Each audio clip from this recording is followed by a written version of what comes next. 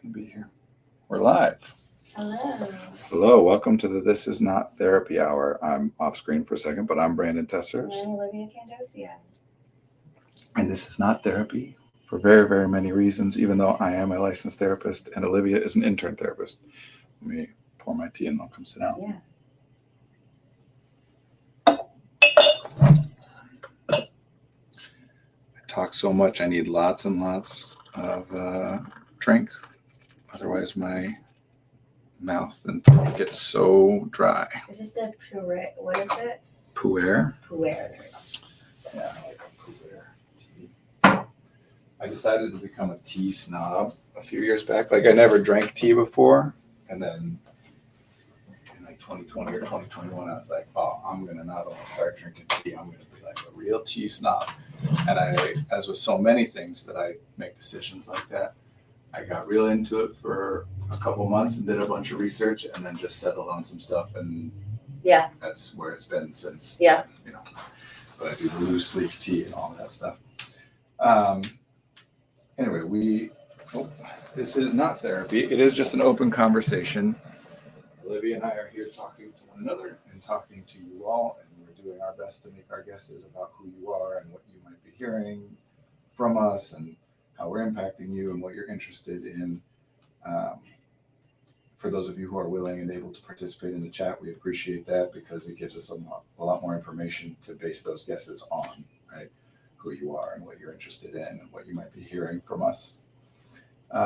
We work with a private therapy practice called Effective Artistry. Our office is located in Northbrook, Illinois. We do individual, couples, family, and group counseling with individuals in the state of Illinois. We also work with a couple of executive functioning coaches who can work with people all over the world via the internet. We will soon be able to provide services to people in Wisconsin, as well as some others, and we'll just keep announcing that as it becomes official. Am I missing something? I feel like I'm missing something. I don't think so. All right. Sorry to have missed the stream last week. It was spring break at my kids' school, so the family and I were on a trip together up to Wisconsin in the North Woods in the snow and walking on the ice and such. And it was fun, but I'm glad to be back too. Yeah. I am thinking about this morning. I really didn't have anything till noon today scheduled, and I still wanted to get here at the time that I usually do, which is like 10:30. But I was like, I'm not gonna make my lunch. I'm just gonna put all the things I need to make my sandwich in a bag and put it in the fridge at work and make my sandwich later. And I was just thinking about the executive functioning of that, of like, don't want to do it right now, but I will have the energy and time to do it later. I don't know. Does that make sense? Sure. Are you the way you're saying that? The tone, it almost sounds like what you're saying is that that's silly to it feels a little silly to me. Like, I don't think that's silly. No, of like I did have the time in the morning, but I just was like, yeah, but I could also do it at work. I actually would say from an executive functioning perspective, and I'm happy to talk about this in more detail, that was great. Yeah. You did that, yeah. Much better than the alternative, which would have been in this case to like force yourself to make it then and there instead of doing what your impulse was. Yeah. Interesting. I tried that at one point a while ago, just having like stuff here at the office to make for lunches. And at the time, I was like, what I was eating would change so much that then I'd like forget or do something different for a while and stuff would go bad. So I just stopped doing it. But now I do like the same thing for lunch now. I probably could do it here, but making a PB&J in the morning isn't that much to deal with. Yeah, why does that seem silly to you? What is your hesitation? I don't know. I know I said silly, but I've done stuff like this in the past before. I think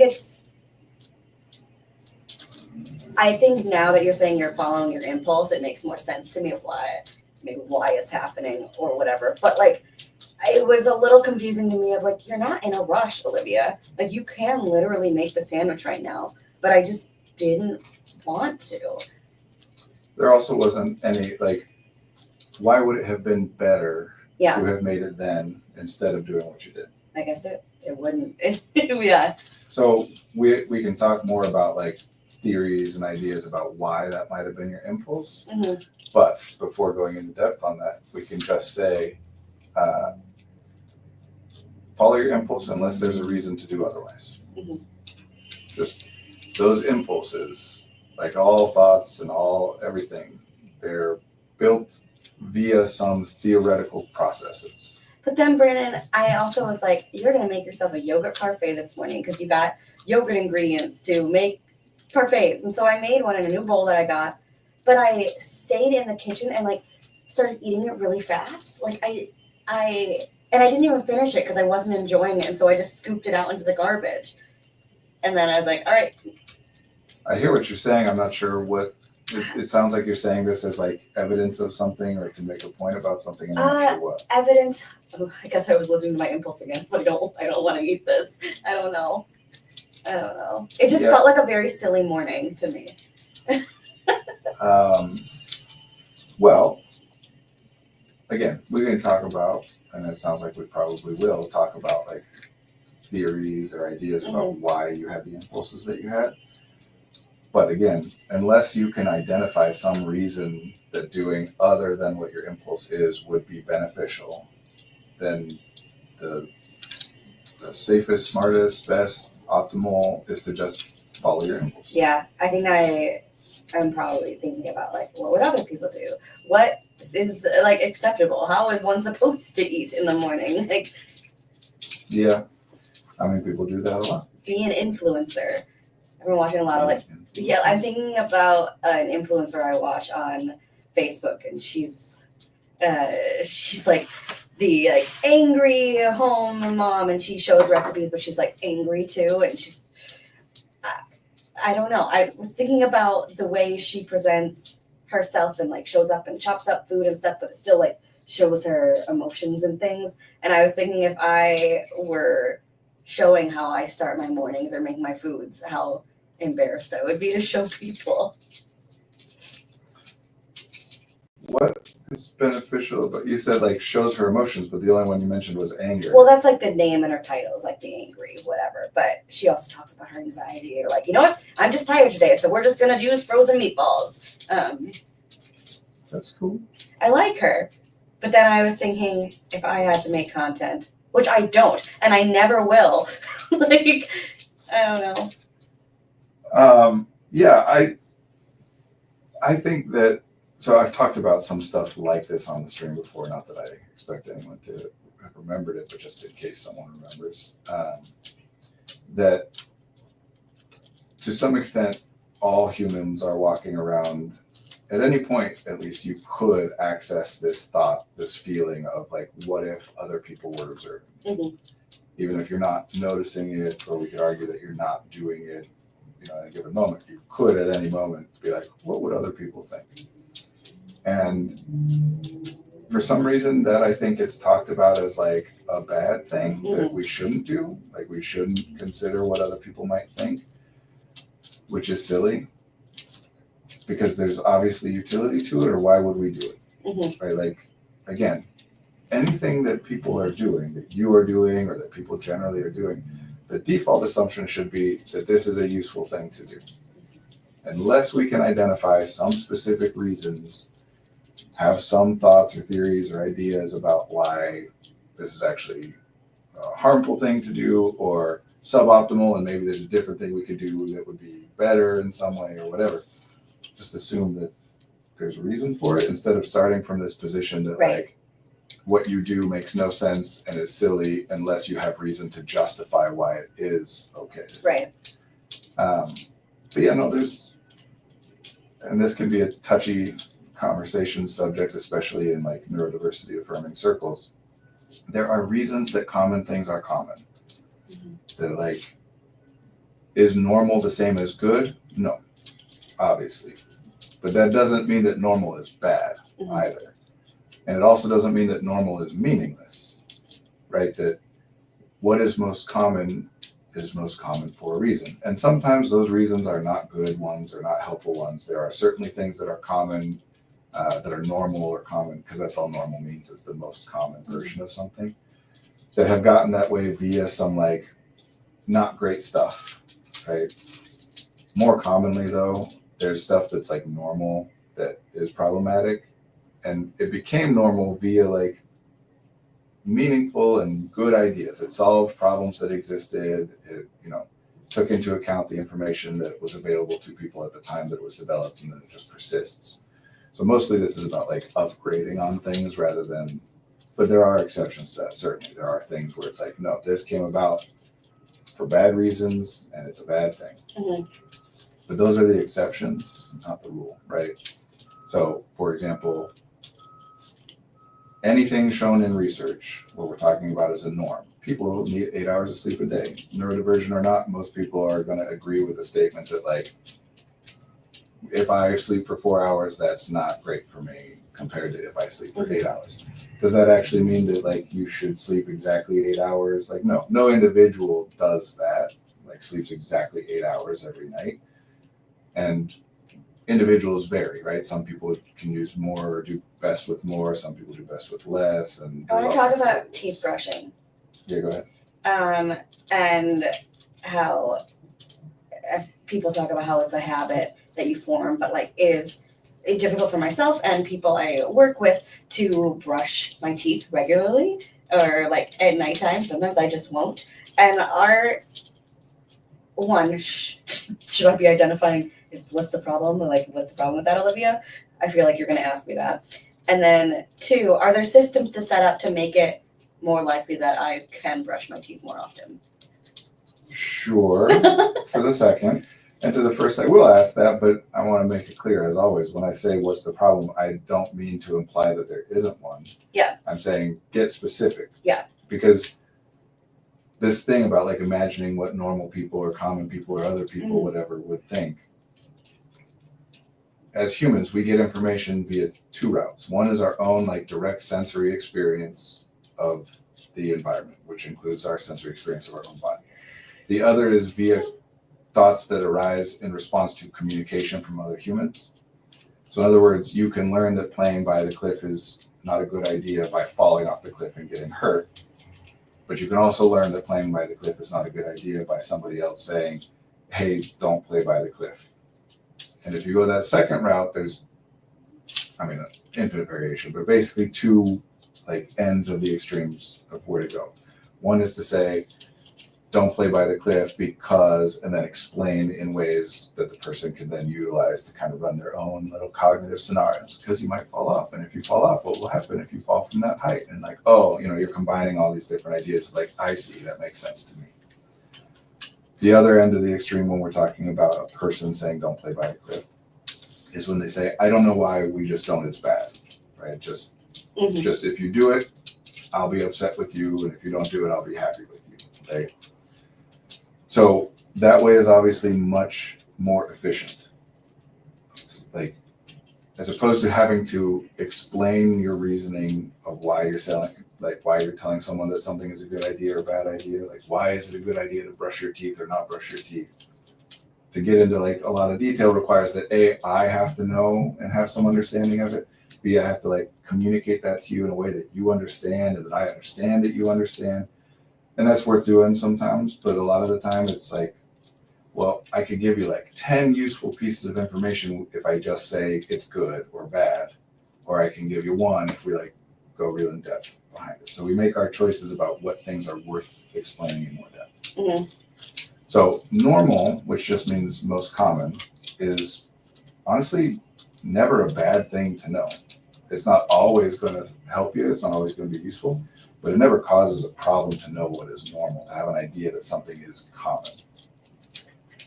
There are other concepts, though, and one of them is relevant here, like healthy and unhealthy, where it can cause a problem. It's dawning on me that this morning, after all the food stuff, after the whatever, I brushed my teeth. And I think that's very funny. It's kind of funny, I guess, given I don't know why. Because brushing teeth is something I've identified as like a challenging thing for me. And so what led you to identifying it as a challenging thing for you? well, I go to the dentist 3 times a year, as opposed to the typical 2, the most common 2. And that I don't know if that's the most common, but that is the recommended. the recommended. Too. I would bet that the most common is less than 2, but recommended. Sure. That's true. And that when I don't know, it like, who knows? Okay, so you go to the dentist more frequently than is recommended. Yeah. And as a result of that, worry that you do a worse job of taking care of your teeth and mouth and whatever. How does that make sense?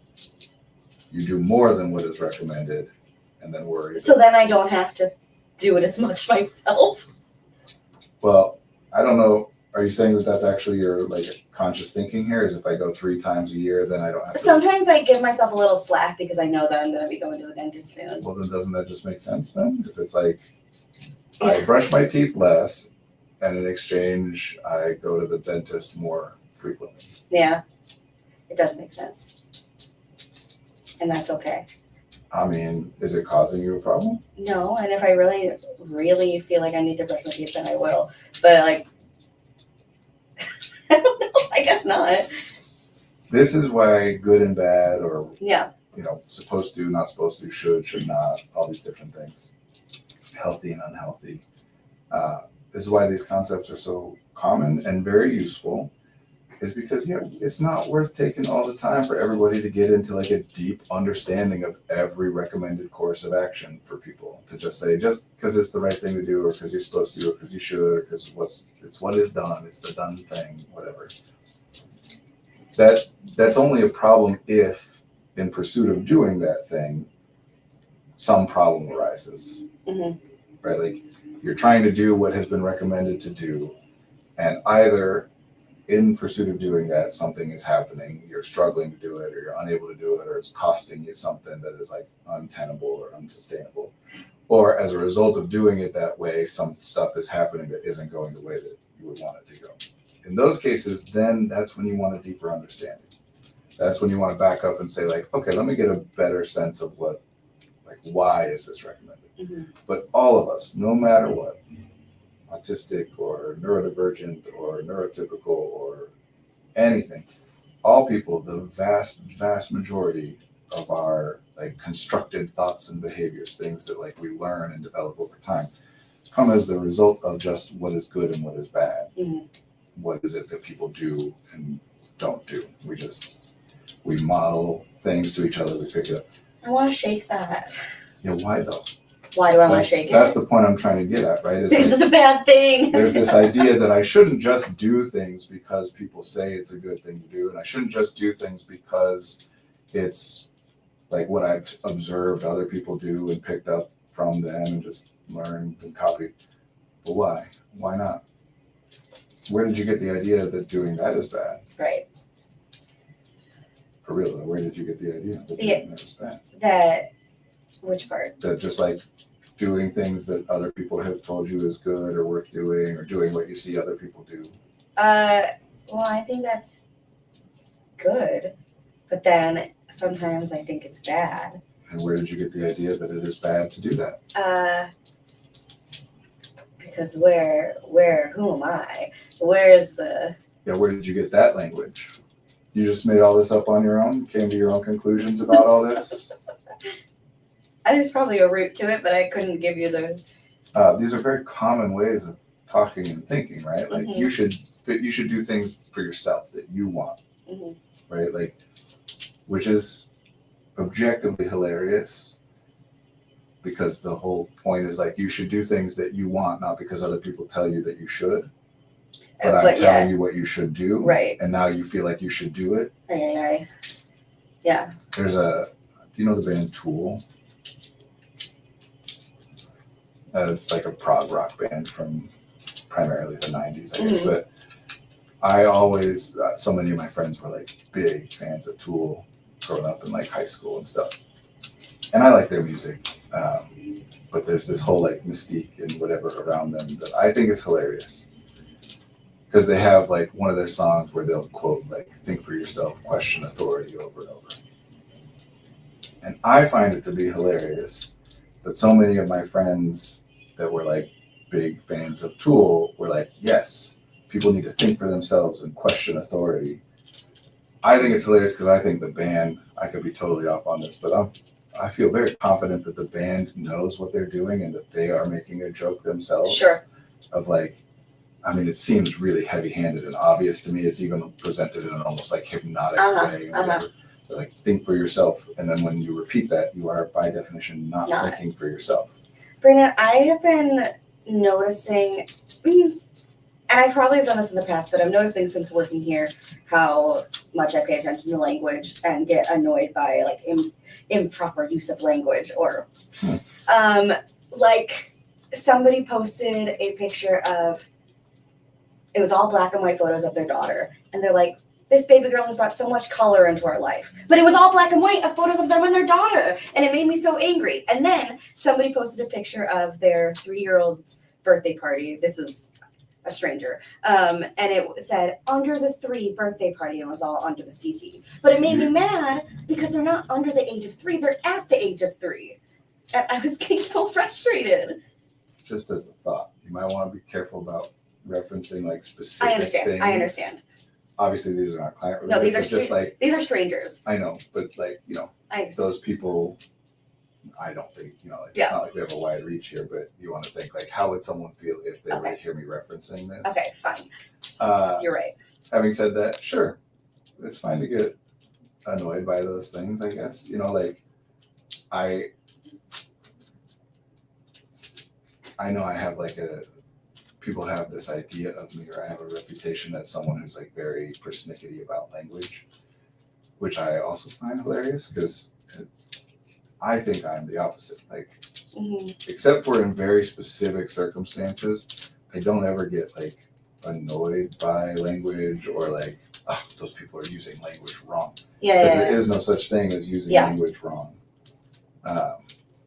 If anything, I get curious, right? Yeah. And maybe it's just, I think what's happening is I'm getting stressed out. Like, that I, like, did I miscalculate? Why is everybody else, like, fine with this interpretation? And I'm like, it makes me anxious. Why? Anxious about what? What are you worried about? What am I worried about? I don't know. Under the 3 doesn't say under the age of 3. It's just using 3 as a rhyme. But it was annoying me. Why?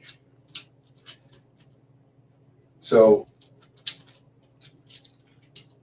were you here when we were talking about the pronunciation of the word often? Yes. All right. There are, because our culture is obsessed with intelligence, because of the ideas we have about it, meaning specifically, predominantly, that intelligence is a static trait within an individual but varies from one person to another. That like however intelligent you are is how intelligent you are from birth to death. No matter what you're doing, your intelligence stays the same. But somebody has more than somebody else, right? And then B, that intelligence is very, very important, very highly predictive of being successful and happy, having things that you want. The more intelligent you are, the more likely you are to have a life that you want to have, is the belief, right? And if those things are both true, then of course it becomes very important to figure out like, how intelligent am I? Because whatever it is how it is. I can't observe it directly, but anything that gives me a clue about like how much I might be or might not be intelligent, I'm going to focus on it. And same with other people, how intelligent they are or are not dictates how much I should listen to them and prioritize what they're saying and what they're doing and copy them or whatever. So then we have all of these markers that we use as ways to like indicate how much intelligence people have or don't have. And language is a lot of that. Using big fancy words is a way to say that you are intelligent. If you don't know a word or don't understand a word, that means you're not intelligent. It's awful. Because truthfully, like in linguistics, there is no such thing as using language incorrectly if you are a native speaker.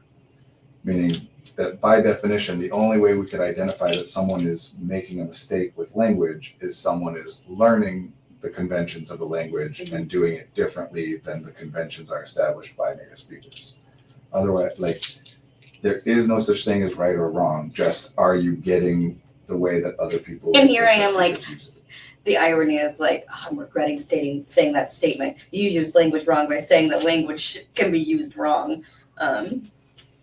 Yeah, it's, you didn't say that it could be, well, I don't remember you saying. No, I said it could be improperly used or something. which is a different thing. Improper is different than wrong. Mm. But a lot of what people are doing with language is playing this game of trying to identify to others and to themselves that they are intelligent and trying to evaluate how intelligent other people are. And that's, I think, where a lot of this like annoyance and frustration and whatever can come in, is when it's that way. Mhm. You know, when it's like, well, somebody just used a very long fancy word, but they used it incorrectly or whatever. It's like they're cheating. They're trying to sound smart, but they aren't really, or whatever. Sometimes annoyance comes genuinely from like, I don't understand this thing, or like paradoxes, or you know, like this statement is a lie, is a paradox. It cannot be parsed. Uh-huh. Because if it is a lie, then the statement isn't true, which means it isn't a lie. But if it isn't a lie, then it's a true statement, which means that it is a lie. So it cannot be resolved. Mhm. So sometimes it's things like that where it's like, I'm trying to make sense of it and I just can't. Mhm. And that's going to call my attention to it and can result in like being frustrated or annoyed or upset with somebody for using language in a way that's unclear to you or whatever. Mhm.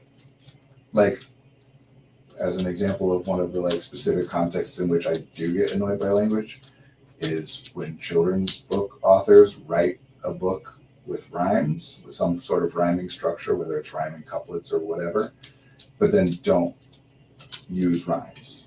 You know, that annoys the crap out of me. And it's not because it's improper use, it's just because it's like, well, you established the convention of using rhymes. Why would you choose that if you didn't have, like, if you couldn't come up with words that rhyme for this part of the story, then why not just change the way you're writing this? Mhm, You know, like, So you saying that they started with rhymes, but somewhere in the book there's just not a rhyme, and then like, no, I mean like bad rhymes. Like okay. one book in particular that always annoys me when I read it to my kids at one point rhymes the words longer and other, which are not rhyming words, even though they both end with you know. So, but even that, it's like a humorous, that's not a real person, Sure. You know, like, it's not actually something that I'm like, oh, how dare this person. Right. A lot of it just has to do with that, I think, is that people are viewing, because the thing that in our culture we describe, that, what's the right word to use here? We could refer to what we call intelligence in this culture as a facility with language. That's one way that we could define it. A facility? An ability to use with fluency and, you know, adaptability, just to a highly successful degree. The ability to I've utilize never language. thought of the word facility as something that wasn't a place. Poorly implemented slant rhymes annoy the heck out of me too. Sorry, say that again. I've never thought of the word facility beyond it being a facility, a place, but it like the word facility, facilitate. I put that together. Ability to utilize. Yeah. In Spanish, which Facile. fácil, meaning easy. Mm-hmm. So having facility with something makes it easy to use that thing successfully. And like when a song rhymes a word with the same word, sometimes I hate that too. Sometimes I'm okay with it, especially in songs. Songs can get away with different stuff, but Why is that? because in the same way that like if I ever read a poem that like one line in the poem was like yeah, I'd be like, this is terrible. Mm-hmm, mm-hmm, But sure. in a song, because there's other elements besides La, just la. the lyrics to it, right? There's the rhythm and the tone and the musicality and the melody and all that stuff. So sometimes I don't care as much. But it does bother me in the same, okay. I've mentioned to you in the past, I'm sure I've mentioned on the stream in the past, like Milton Ericksonian hypnotherapy and his concepts of trance and all that stuff. And that simplified, like oversimplified version of this is that trance just is referencing when a person is paying disproportionate attention to something. You're paying more attention to something than it seems to warrant, right? Like you're getting more information, you're more conscious of something than it seems is useful.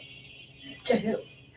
Well, to you, to anyone, if we were being less precise with language, we would just say you're paying more attention to something than is useful, but we can never actually determine like exactly to what extent, what if you use that information in the future or whatever.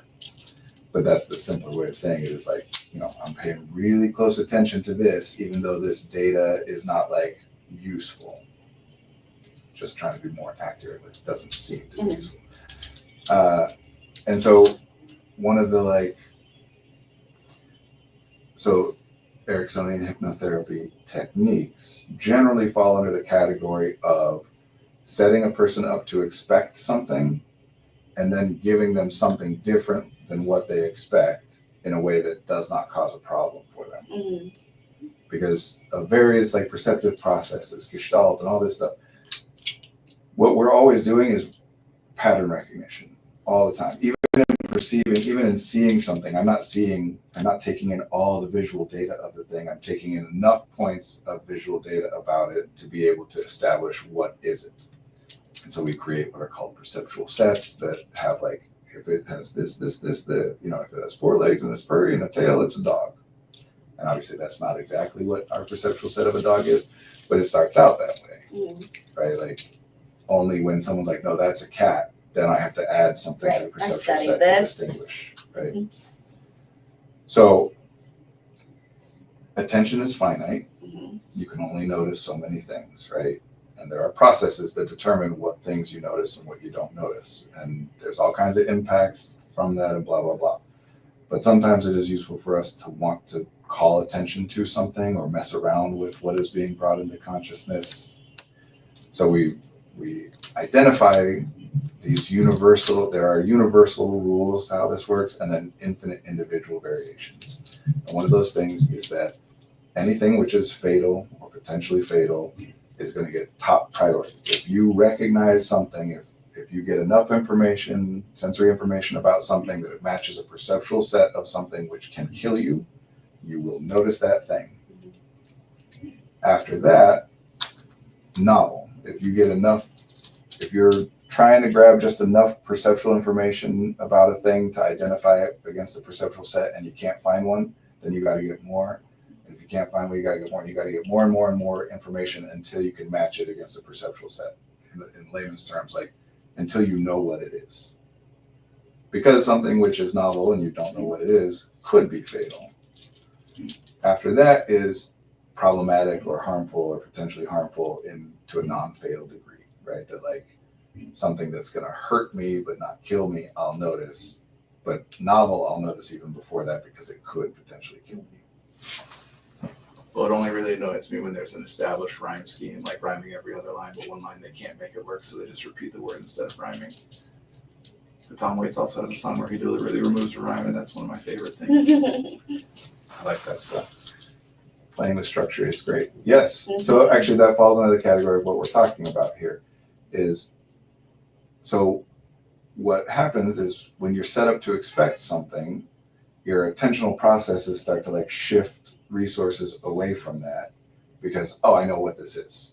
I've recognized this and it's not a problem and it's not something I need to pay attention to. It's blah, blah, blah, right? For an example that seems to work most of the time these days, imagine when you're talking to somebody about meeting them at some place or going someplace, and then they give you the address for it, or the title of it or whatever, so you can look it up on maps, and then they start telling you the turn-by-turn directions anyway, and you immediately stop paying attention because you're just going to look it up on your phone. So when they're like, okay, you're going to take the third left and whatever, you are not processing any of that, right? So that's what attention is doing. It's is it worth paying attention to this as much as it would be worth paying attention to this over here, and we just kind of tune out. But if you imagine that when someone did that, if they're like, hey, you're going to take your third left and whatever, and you tune out of that, and then they're like, and then you got to be careful because there are aliens. Then you're like, wait, what? And you come back to it. So it draws your attention back when you get something different, that you're paying just enough attention to make sure this is still just directions, right? Because once it's not directions, then I'll pay better attention again. And when something goes differently than what you're expecting, it calls your attention back. That can be a frustrating and annoying experience. It can be a funny or satisfying one. And what Fast Insider is talking about here is when I set up a rhyming scheme and then a rhyme doesn't happen when one is supposed to happen, it calls your attention to that thing. Mhm. If your idea of that is that it seems unintentional and the amount of attention it drew to that is like not helpful or relevant or useful, then it's like annoying. I don't want to pay attention Right. to this thing. Don't set me up to expect a thing and then fail to deliver and call my attention to something that isn't relevant. Mhm. But when it seems that it's intentional, Right. you deliberately forego the rhyme because you want my attention there, then that's a different thing. It's like, ooh, skillful, very cool, you know. Comedy, I would argue, and I'm sure others would argue too, is a lot about doing this. It's all I'm thinking about is my boyfriend, the art that he makes too, where he takes a structure, something he sees like a bumper sticker phrase, and then messes around with it. Or You set people up to Yeah. expect something, but give them enough reason to continue to pay attention, even though they think they know what's coming next. But then deliver something differently than what they expect, it's like magicians too, like but not in a problematic way. Because the easy way to get anyone's attention is to give them a problem. Yeah. Right? Like, Yeah. cause a problem and you will get people's attention. But that carries with it that people are paying attention to something that they don't like or that is problematic, right? If you stand up and scream, right. everyone's going to look at you. And then people are either like, if they feel like that was unwarranted, then they're going to be annoyed or upset or whatever. And if they feel like it's warranted, then they're just focused on whatever it is that's happening that's causing that scream. And it's not a fun experience, right? So we want to give them something different than what they're expecting in a way that isn't problematic. Mhm. A lot of the time, especially in comedy, what you're doing is setting them up to expect a pattern that is more problematic than what you then deliver. So it's almost like a sense of relief to get the different thing. And then sometimes we play around with that too. You know, anti-comedy is about playing around with expectations of what comedy is supposed to be. And you do that as a therapist as well. Oh yeah. Yeah. I mean, we all do it all the time.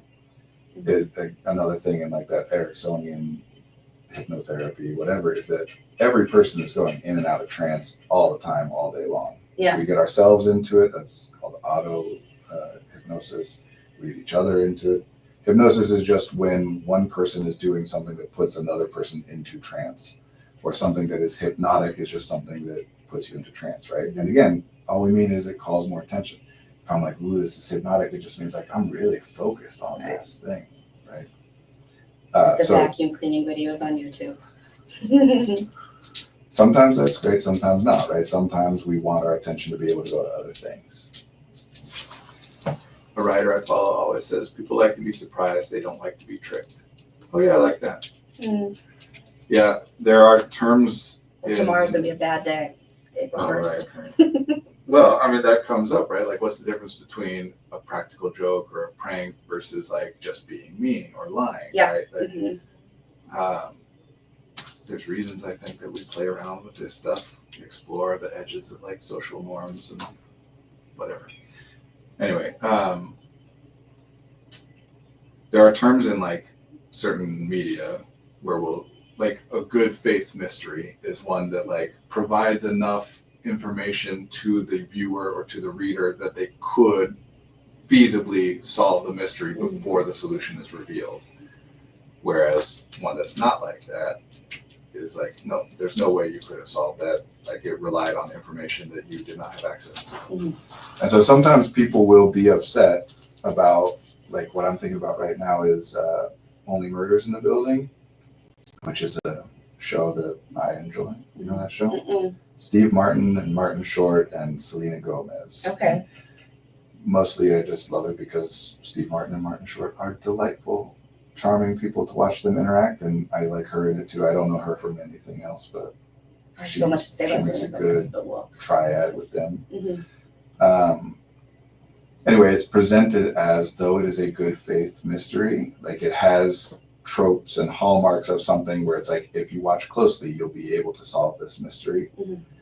And then in the first season, at least, the like answer to the mystery was out of left field enough that people were like, some people were annoyed because they were trying to solve it as it went along, and Sure. then it's like, oh. So that I think is the like, don't like to be tricked. It's like, don't set me up to think that I should be able to expect something, and then it turns out I couldn't have, right? Mhm. Although whether or not people like to be surprised, Game of Thrones I think is a really great case study in this, where like the success of the first several seasons was in large part due to like subverting genre tropes, subverting expectations. The guy you think is the hero that's going to win gets killed. It's like, oh, whoa. Mhm. But then you do that enough, and now the audience is expecting you to continue to do that. So either you do that, which is now playing into what is expected of you, or you now don't do that, which means going along with the genre tropes, and it now surprises the audience because they're expecting you not to follow those tropes. But that's literally what happened with the Game of Thrones TV show, is that in the last season or two, they went back to, nope, a lot of the tropes are just happening the way that like you would have initially expected. So there you go, like people are like, oh, I love that this show surprises me. And now I hate that this show surprises me because it's surprising me in a way that is like feels Mhm. traditional. And is it the surprise that you like, or is it the subversion of the tropes that you like? Right. And if you like both, you can't continue to get both. Right. Anyway, you give people reason to pay attention to something more than it is useful, or more than it seems to be useful, in a way that doesn't cause them a problem, doesn't make them feel dumb or stupid or. I'm thinking about like that feels like lying. Like What feels like perhaps I'm thinking about it in like a therapist way of like speaking and making it seem important when it might not be. I don't know. Oh, It's not a full-fledged thought yet. so maybe if I give a couple of examples of like what Ericksonian hypnotherapy would be, and that's not like the important part of the conversation, but just I was using it to reference it, so that might help you to. So like one technique is the overuse of negatives, to just put a crap ton of negatives into a statement. So like the classic textbook example is, it's not unexpected that you wouldn't want to be unloved.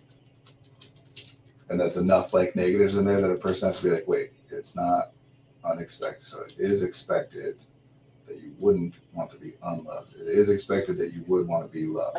It's like, yep, that is a true statement. But it made me like really focus in on like, what the hell just happened there? Sure. Right?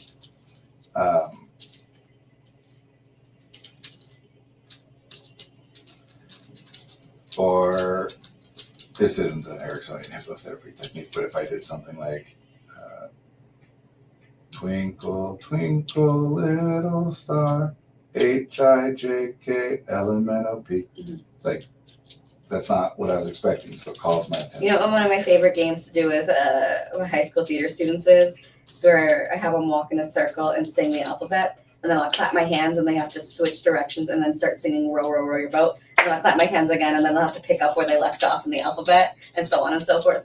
And it's impossible. It's so hard. We've never been able to do it, but I love just what happens. See, I think the difference between being surprised versus being tricked, I like that way of framing it in that quote, is whether or not people are given the impression that they should be successful Sure.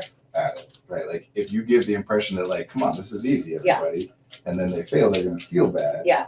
And then when they find out later that like, no, that wasn't something that everybody's like, that it's easy for people to do. They're like, screw you for making me feel bad. Yeah. But if you set it up with like, no, you're not going to like, the point of this is not to successfully do it. It's to just try and see what happens, and we'll all fail and whatever. Yeah. Then I won't feel bad when I fail to do it. That's the good faith, bad faith mystery thing, is if you're giving me cues that suggest that like I should be able to suck with it, and then I don't, I'll feel dumb. And then when it turns out like, no, you didn't actually give me the clues I needed, Yeah. then how dare you make me feel dumb, you know? There's a particular James Patterson novel I'm thinking of there that like pissed me off in that way. I don't know why all this, I don't remember why we started talking about all this. This is just interesting. Okay, what I mean when I say annoying, and I have to be careful that there's all kinds of times, including earlier in this conversation, where I used it in the way that people generally, I think of it. Because having my own like way of parsing and utilizing language for myself is useful. But if I let that bleed into like how I'm communicating with others, I'm just going to miscommunicate, give people the wrong ideas, whatever. But to me, annoying is simply something that calls your attention more than you want it to. To me, that covers like all the use cases of annoying. And oftentimes something which is annoying, and when I'm being annoyed, I am also upset or angry or, you know, dislike that thing. But there's plenty of times where something might be annoying, but I'm not upset or angry about it or whatever. And to me, annoying is just calls my attention more than I want to pay attention to. Yeah. So in that case, in that way of using it, yeah, people using language in these ways. Oh, It's well, we're going annoying. way far back. Yeah. Well, it's annoying, right? It doesn't mean that I judge them as doing something Yeah. wrong or that I'm upset with them. Yeah. But it's like under the three, which is just using three as a rhyme. And you know what? I told my boyfriend this. He's like, Olivia, like, he's rolling his eyes at me. He's like, what if I told you the child is underneath the 3 number balloon? And I'm like, honestly, that helps me because the child is now literally under the 3. Yeah. It's not a pun, though. It's a rhyme. You're thinking of it as a pun. Yes, and like yes. a double entendre where both Yes. meanings of it should be able to Yes. be parsed. It's just under the C, but saying 3 instead of C. The theme is under the C. It should have been above the 3 or at the 3. Yeah, but there's no such. That's I know, not a theme. I know. So that would have made the 3 part of it work for you, but not the other part. I know. My son's 3rd birthday party last October, the theme was 3 Rex. That's so cute.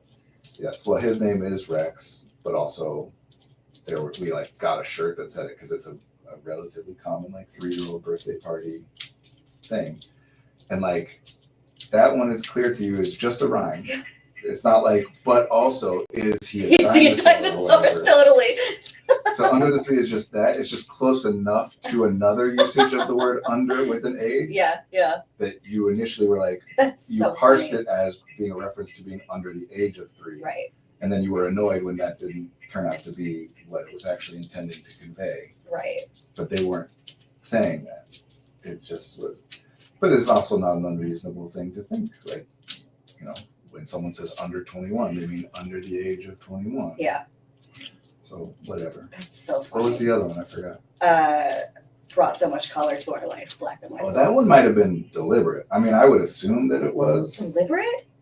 I would assume that if they're posting black and white photos, which is a choice, right? Like that's, you have to go to extra work to make But something with black photos and of white. the child that has brought color to their life, and they're still in black and white.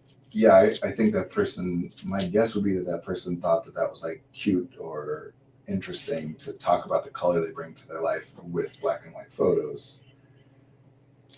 You know, I understand. I It's don't like it, but I in a understand. photo, if you catch something in the backdrop of a photo, you can think like, oh, maybe that was accidental and the photographer didn't mean to catch it and didn't realize it was there. But with paint, like with a painting, if you catch something in the background, no, that was a choice. They deliberately Right. put that there. Same with black and A white. black and white photo is a choice that you're making. It is possible that they just unintentionally then said brings color to our life, but it seems more reasonable to me to assume that was a deliberate word But choice. why wasn't it like before pictures of them in black and white and then colored photos with the new? That's just your expectation of what it would be if someone was going to, is that they've arrived and now there's color. That's what it means. But another way of thinking about it is just that it's juxtaposition. The literary technique of juxtaposition. Just using the word color near some black and white photos is just putting 2 opposing concepts, juxtaposing 2 things next to each other. I don't think it's like particularly clever or brilliant or anything like that. but I still assumed that it was done in Yeah, it had to like, have been. intentionally. Yeah. It just makes my brain kind of go. Well, that's the intent, right? Like these things were posted publicly. Yeah, The intention is for them to call attention, and Yeah. those things call attention. it worked. Yep. This is why, like, oh, we gotta get wrapping up in a few Oh, no. minutes. It's why anybody complaining about something that someone has done in order to get attention Mhm. is, again, hilarious to me. I.e., me right now. Sure, Uh-huh. but that's not. I have a particular thing in mind. Okay. It's a different thing, but yeah, this is an example of it. That's why it's coming up right now. It's like what you're complaining about is how effective the tactic was. Yeah. You're like, they're just doing this to catch attention, and you're here talking about it Right. and calling my attention to it when I'm not even looking at it. Like, they did a good job. You just feel like it's not fair play. Like, Yeah. they called attention by cheating or whatever. Right. Not Not clever enough. Right. Yeah. Like almost like it's unintentional or accidental. They were trying to get attention, and they did, but not in the way that they were intending to. Right. just I'm like, could have been accidentally. more. Yeah. Uh-huh. And by the way, the thing I was thinking of, to drop this at the end of like whatever, is like a lot of what's happening in our country politically, where so much of the complaints that people, obviously there is like, this is not the only or primary complaint, but there's a lot of complaints about like almost trolling, right? Doing things just to call attention to stuff, just to make waves, just to like say that I'm doing whatever. And the more you talk about that, the more you're reinforcing people continuing to use those tactics. It's working. Like, I personally, I'm wondering if I've ever used like specific politicians' names on here before or not. I'm sure I've referenced Trump and stuff, but I don't know. Maybe not. But there's like at least one congressperson that comes to mind very easily and readily where one of the major complaints that people have about them is they're not doing anything meaningfully. They're just grandstanding and performing and like trying to call attention to themselves. But everybody's talking about them all the time, so it works. Yeah. And so you're going to get more of that. So like if you don't like what someone's doing and you believe that what they're doing is intended to call attention to them, then the best thing you can do is not talk about it. Because otherwise you're making it work. Or you're an example of evidence that it's working. This is why trolls go for negative emotional responses. It's so much easier to make people angry. The things that scare people, make people angry, make people sad I shouldn't say it that way. What I should say is there are things that almost universally will scare people, make them angry, make them sad. That you can reliably, this thing is a thing that will universally make people angry. Mhm. Whereas there are no universal things that make people happy. There's no one thing you can say that like everyone will be happy or everyone would be excited. But everyone would be scared? Yeah, there's stuff you can do for that, right? So when you're trying to elicit a reaction, when you're trying to impact people, to know that you have the ability to impact people, of course you're going to go for it, making them angry because it's the easier thing to do. And yes, that's why we don't feed the trolls, right? Like when you get angry in response to that, that's delivering it, it's incentivizing the thing that you're wanting to stop. So anyway, I don't know what the point of any of this was. I'll say this real quick. Healthy, unhealthy, very tricky, very useful concepts in many ways, problematic also in many ways. Normal and abnormal, as long as you understand that to mean common and less common, doesn't have the potential to be problematic because there's no inherent value judgment. Healthy and unhealthy do. But healthy, unhealthy has an inherent value. It's better to do healthy things because healthy and unhealthy means we're predicting that the more healthy stuff you do, the better things will be for you in the future. The less likely you are to have bad outcomes, specifically health outcomes, like medical outcomes, or the more likely you are to have beneficial or desirable health outcomes, medical outcomes, biological outcomes, unhealthy, vice versa. And that stuff is useful to know, but it's a different thing because it does. So this is why like the toothbrushing thing comes up, is because you've been told that it's healthy to brush. Right. which I'm sure that it is, you know, whatever that means, but Yeah. Usually when we end, I'm like, oh my God, yes, we're ending.